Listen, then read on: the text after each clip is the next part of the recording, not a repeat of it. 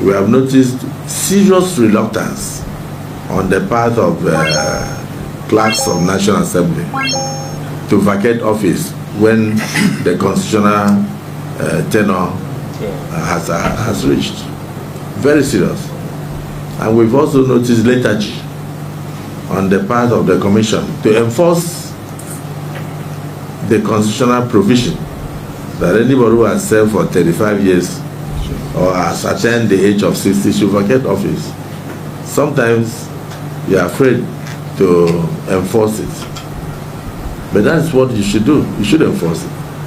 And so you will see people coming to me to say, oh, so person extended his tenure by so number of months. There was even one that they said stayed almost a year, and they had to get police to lock the office. And then others are saying we must have extension of 5 years. By all means, after all, they have extended for judges and professors of universities. I don't know if you understand what I'm saying. So that kind of derailed their vision and brought unnecessary politics into the system, because you now have the PASAN, Parliamentary Staff Association of Nigeria, being divided into two: those who support tenure elongation and those who do not support tenure elongation. And so they make them to fight. Yes. In fact, recently we got intelligence that some people are even going to go to what they call it, the Berekete radio. Human Rights Radio. Berekete radio. Yeah, there's no, Nigeria has not established Human Rights Radio. If it's going to be established, it will be established by law or by the executive. Nothing like that. We have Federal Radio Corporation of Nigeria. We don't have Human Rights Radio. Every media house has a right to propagate issues of human rights. So some said they want to take the leadership of National Assembly, the Speaker, the Senate President, to Berekete Radio because they have not done A, B, C, D, E. So I believe that unnecessary politicization of the tenures of your staff due to the action and inaction of the National Assembly Service Commission. Because if you were firm and applied the provisions of the Act to the letter, nobody would dare stay 1 hour longer. I am aware that sometimes you give people letters to go on terminal leave, and you even say they should hand over to you, and they say they ignore you, and you don't do anything about it.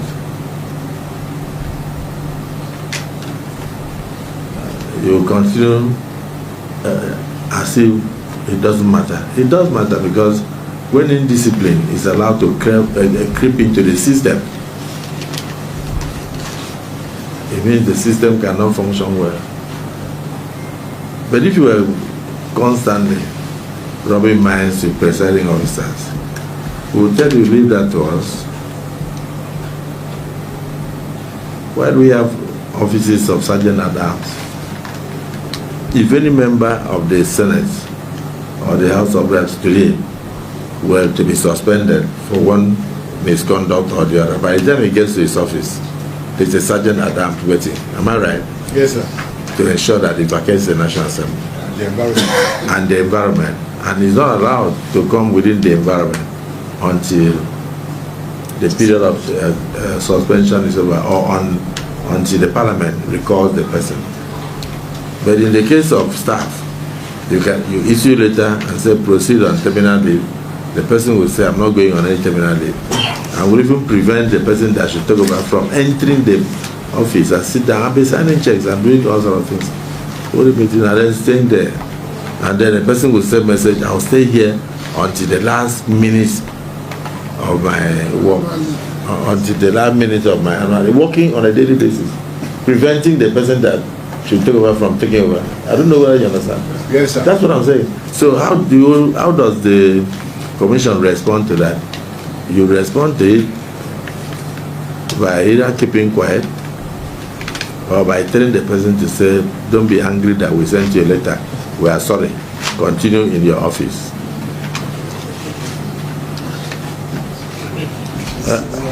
Chairman, it's true. You even apologize to the person